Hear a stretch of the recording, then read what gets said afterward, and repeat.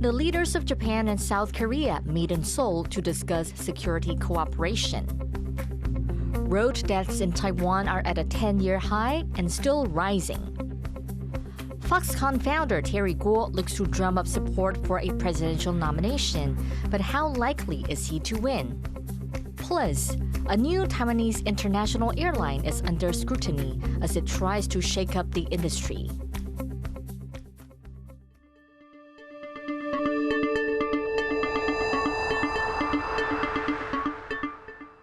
A warm welcome to TaiwanPlus News. I'm Betty Chen.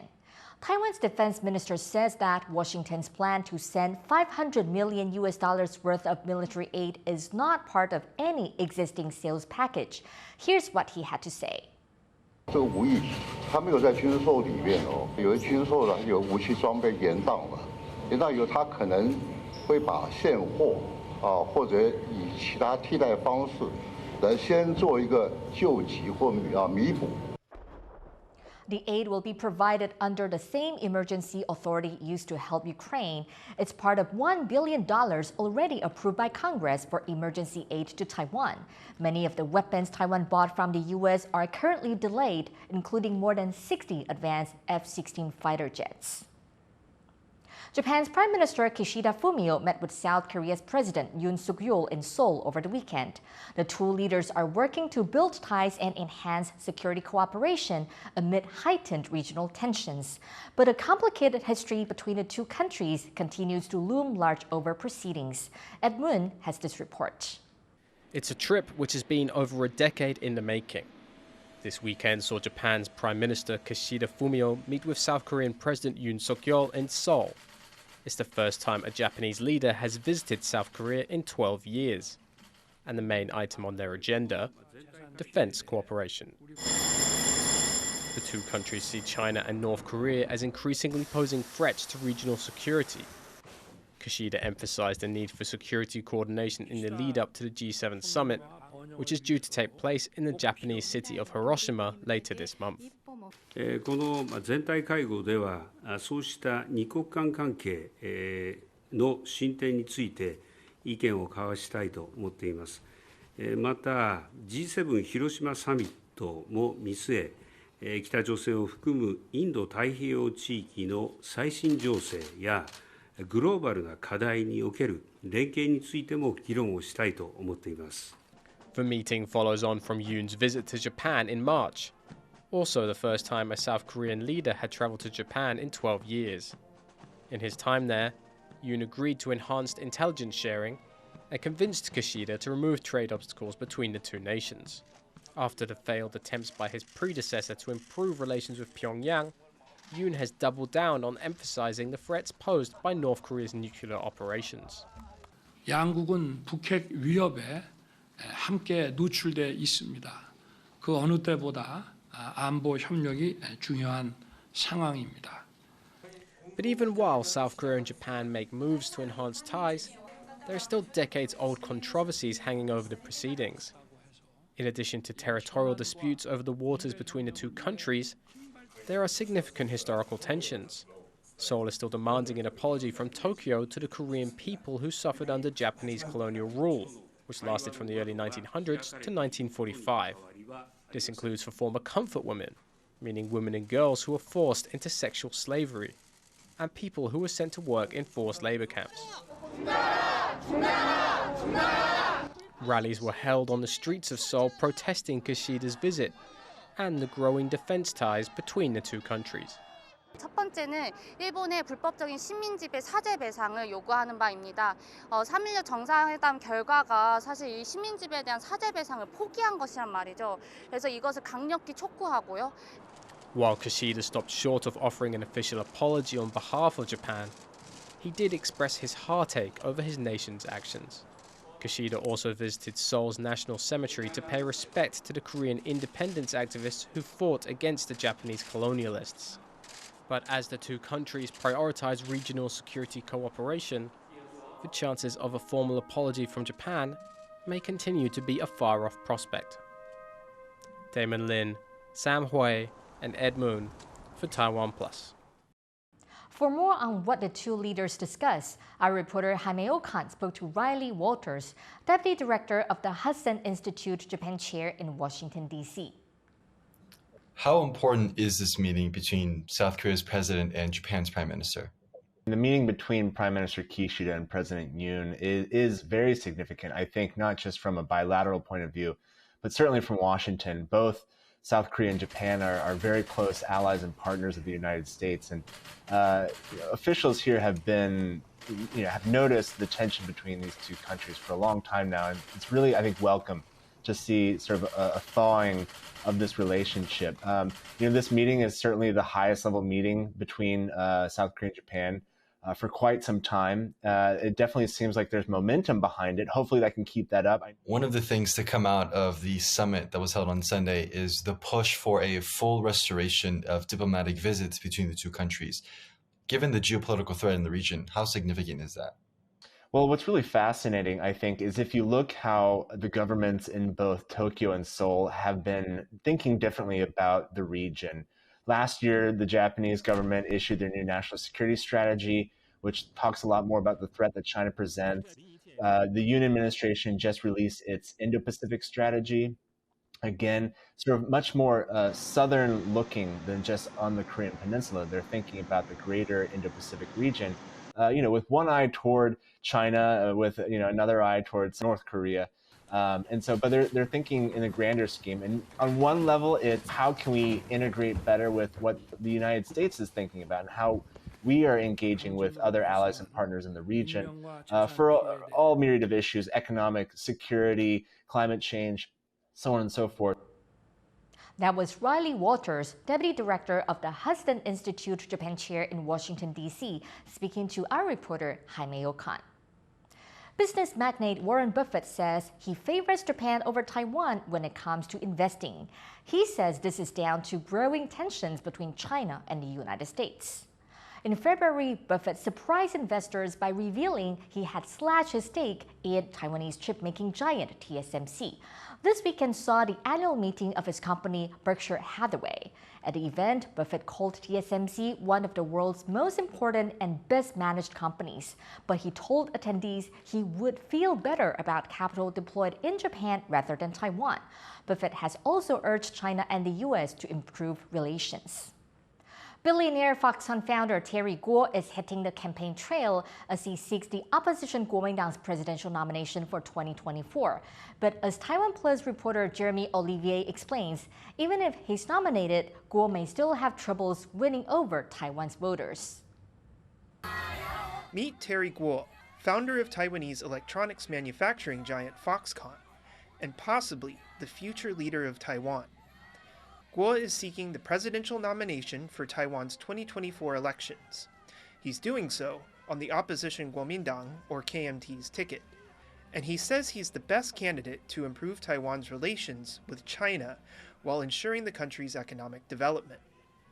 At his first campaign rally, the multi-billionaire said he would preserve peace if elected. But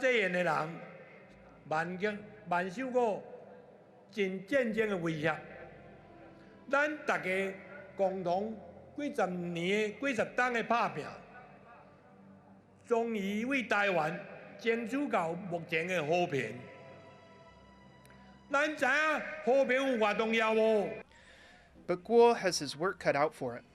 He has the backing of several KMT lawmakers so far, but many believe the party's leadership favors his opponent, the extremely popular New Taipei Mayor Hou You-yi. But ultimately, I guess it's going to be what their gut instinct is, or maybe it's who they like more, or who they think they could control better, especially from the perspective of the party chairman, Eric Julie Lin, which person is going to be most closely aligned with Party Central, and that would have to be Hou You-yi and not Terry Gou.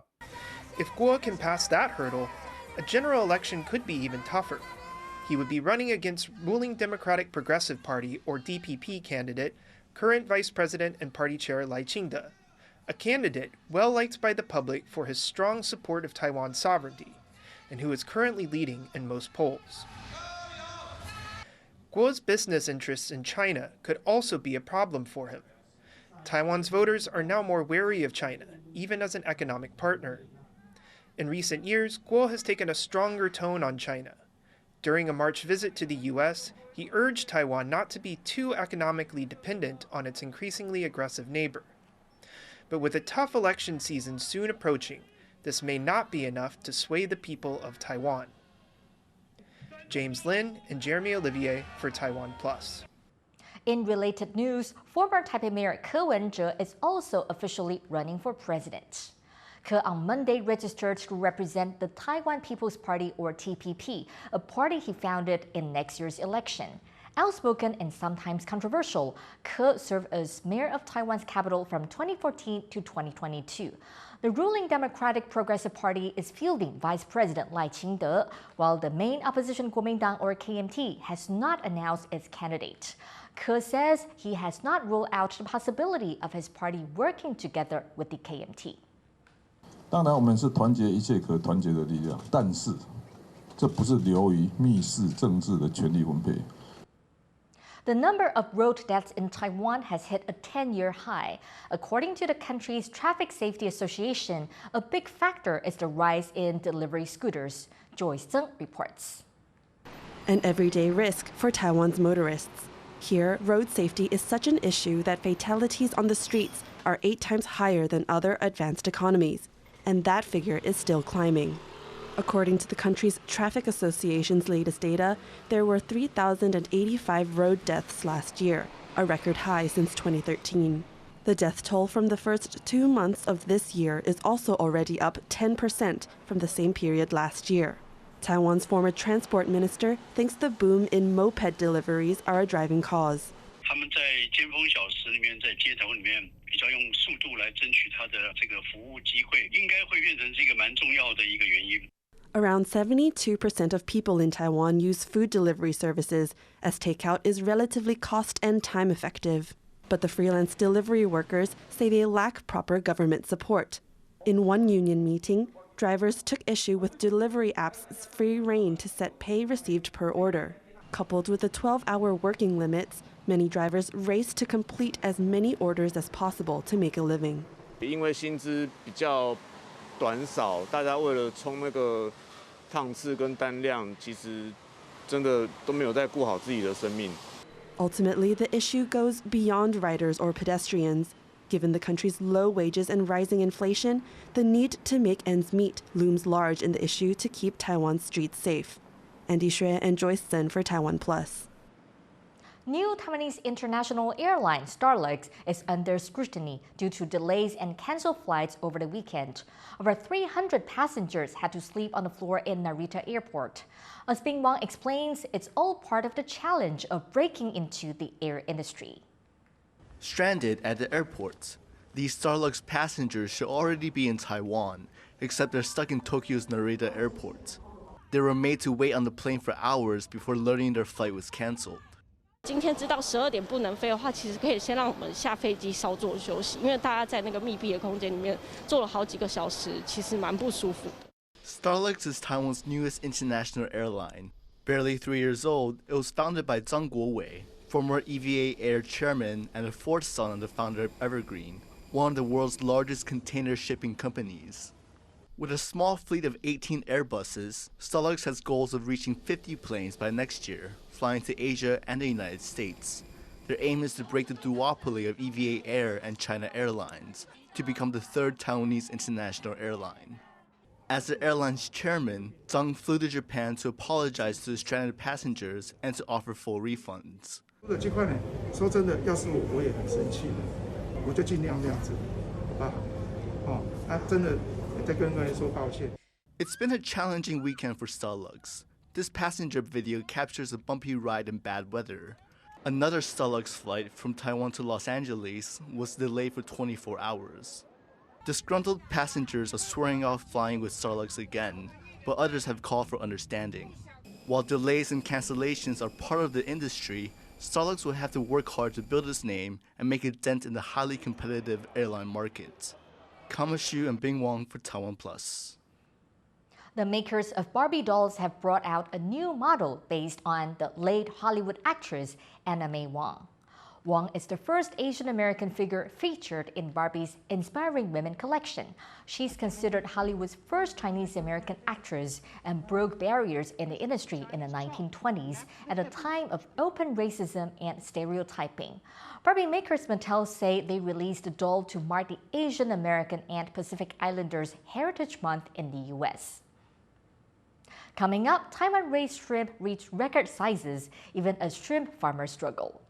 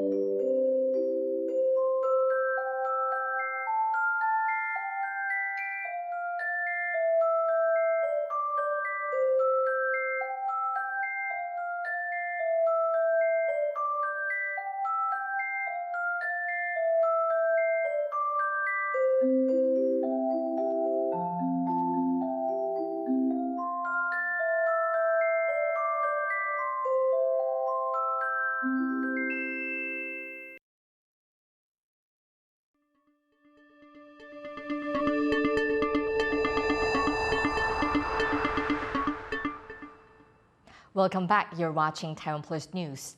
Nearly 60 hikers have been rescued from central Taiwan's Nantou County. That's after heavy rains caused the mountain trails they were on to collapse. Fire department staff were dispatched on Sunday to help the hikers cross the river and get to safety. The incident comes as Taiwan's monsoon season begins, bringing showers and thunderstorms to the drought-stricken country. Rains over the weekend mainly hit Nantou and nearby Changhua County, but it wasn't enough to fully replenish the area's reservoirs. More than 10,000 people have been forced to leave their homes in eastern China's Jiangxi province, fleeing floods caused by heavy rains. Around 300,000 people across China's coastal region have been affected by floods. In several places, rivers overflowed and farmlands were submerged, causing tens of millions of dollars in losses. Chinese officials say the country's flood season started early this year. Local governments have been told to increase rescue efforts and carry out safety checks on key infrastructure. Some voters in Thailand have begun casting their ballot a week ahead of the country's general elections. Over 2 million people registered to vote early for the country's House of Representatives candidates, an indirect way to name the next prime minister. This is the second election since the 2014 military coup, which was led by incumbent Prime Minister Prayut Chan-o-cha, who is seeking re-election. Opposition groups are projected to win a majority, namely the Phua Thai and Move Forward parties. In the past, Thai politics has been riddled with coups, exiled leaders, and military rule. Some voters are hoping these elections will usher in change. อยากเห็นการเปลี่ยนแปลงของประเทศไทยไปอีกในมุมมองหนึ่งค่ะเหมือนแบบรัฐบาลชุดเก่าที่เขาได้ทำไว้แล้วก็อยากจะเห็นรัฐบาลชุดใหม่ที่อยากจะเข้ามาเพื่อบริหารประเทศให้มันดีขึ้นกว่าเดิมอย่างนี้ค่ะ A puppet festival in Mexico has been attracting people from all over the world for more than 2 decades. Jeremy Olivier takes a look at what's on display at this year's event. This is not your average puppet show. Rather than the wooden, lifelike creations you would usually see, these human performers have taken on the role of marionette. It's part of the biannual Feast of the Puppets, an international puppet theater festival in Guadalajara, Mexico. Organizers say they hope to shatter audiences' assumptions of the limits of puppetry. El festival tiene de origen varios objetivos. Uno de los más importantes para nosotros fue al inicio el revalorar el arte de los títeres, que la gente conociera todas las posibilidades ilimitadas del arte de los títeres, que la gente tumbara sus prejuicios en relación a los títeres. Besides the human actors, more traditional works are also on display. Puppets like this rabbit, this deer, and this fierce-looking wolf-like creation have gotten lots of attention too, Many are made from recycled materials. Pero desde la construcción tú estableces un diálogo con la materia, con los objetos que están allí, un poco como ligando la lógica de la escultura del siglo XX, de los vacíos, la integración de objetos en la escultura, el diálogo entre materiales. The festival includes street performances, theater plays, and workshops for budding puppeteers. A puppet exhibition showcases some of the world's most innovative designs. Now in its 12th year, Feast of the Puppets continues to dazzle puppet artists and enthusiasts from across the globe. Devin Tsai and Jeremy Olivier for TaiwanPlus. NASA has successfully launched a new weather satellite into space. The rocket took off from New Zealand on Monday after bad weather caused delays last week. It's carrying the first in a series of satellites designed to monitor tropical cyclones and hurricanes. The rest will be launched later this month. NASA hopes the system will be ready for the start of the Atlantic hurricane season, which starts in June. Shrimp farmers in Taiwan's far south are breaking size records with giant shrimp that are well over 300 grams. But as John Van Tres reports, the shrimp industry isn't as big as it once was. Here in Taiwan's shrimp capital, an annual search for the biggest shrimp is over. Chaozhou Township's shrimp farmers gathered on Saturday to name this year's champion. The winner weighed in at 356 grams, a new record. 像这个比较有冠军相的，我们都会挑起来，再住套房这样子，用好的水、好的环境饲料再去特别养。 But even as farmers here in Taiwan's far south break size records, the local shrimp industry is shrinking. It started with COVID, when seafood restaurants shuttered, and indoor shrimp ponds, businesses where people pay to fish for shrimp as a sport, also closed down. Then, just as pandemic restrictions started to lift, an unseasonable cold hit. 收12斤啦，但是至目前同款三分地放3万尾，未超过400斤。 Before the pandemic, the township produced 8,000 metric tons of shrimp a year, worth more than $65 million US. That's since halved. Inflation is taking a bite out of incomes too. Local land prices have risen 15% since last year, bringing up rent.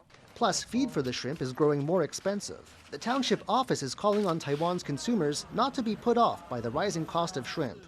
But whether consumers will bite is another matter. John Su and John Van Trieste for TaiwanPlus. Seafood culture is big in Taiwan, and so is concerned about its disappearance because of pollution. An artist cares so much that he created a play based on his favorite seafood, oysters. What would the creatures say if they were able to express themselves? Our reporter Yu Jing Huang checks out a play, The Angry Oysters. Pale figures slice open the theater's darkness, dragging their feet to solemn music amid oyster from poles. This opening scene of The Angry Oysters by one-player short ensemble almost looks like an elegy for the environment. It was first performed 10 years ago, but it's being restaged to keep the ongoing pollution problems before audiences. Playwright and actor Wei Junzhan was inspired by a trip to a fishing village in Taiwan's west coast. He was told by a vendor then that oysters, his favorite seafood, might no longer be safe to eat since factories were built around the area. So he wrote a contemporary fable to raise awareness of the environmental issue. 我们创造了一个魔幻的鹅啊的世界，然后让他们有自己的人际关系互动、权力关系，然后去影射出整个人类世界的各种，不管是金钱结构啊等等的各种决策。那同时，我们也会让整个人类的村庄被写实的扮演出来。对，但是呢，他们却活得如他们养的鹅啊一样生病。 The play portrays a critically thinking oyster that constantly questions its species' existence. It also presents a human world where villagers go on with their lives, facing an upcoming change with a sense of powerlessness. The human characters are all based on real people that the actors met in their field research. And every setting on stage is meant to bring viewers to the seaside villages of western Taiwan. Be it seashells brought from its shore, or the unique accents spoken by its people. 我觉得剧场是一个非常感官经验的东西，所以我们希望是带观众在这个议题里面去感受一个感官的旅程，去感受一个可能即将消失的，或者是被边缘化的、不被重视的一种渔村的气味。然后我希望这些环境的东西，或者是污染的议题等等，是刻进身体的。While hoping to give more attention to polluted fishing villages, people involved in the show don't think this should be their only effort. 我基本上不会去期待观众看完一出戏就改变他的人生。演出这件事情，它比较像是你丢了一个石头到池塘里，你不确定它有可能就咚咚，然后就沉没了，但不能仅止于此啦，就还必须做点别的事情。10 years after the show first premiered, the overall problems around water pollution are only getting worse, pushing the ensemble to come up with more ways to voice their advocacy. Soon, this renewed version of the Angry Oysters will be turned into an educational project, with books and workshops for children, so the pressing issues around the environment can become more approachable for the next generation. Rick Yi and Yujin Huang for TaiwanPlus. Thank you for watching TaiwanPlus News. Remember to download the TaiwanPlus app for more stories from Taiwan and around the world. Finally, today we leave you with images of over 200,000 athletes around the world taking part in a global charity race. I'm Betty Chen. Take care and see you next time.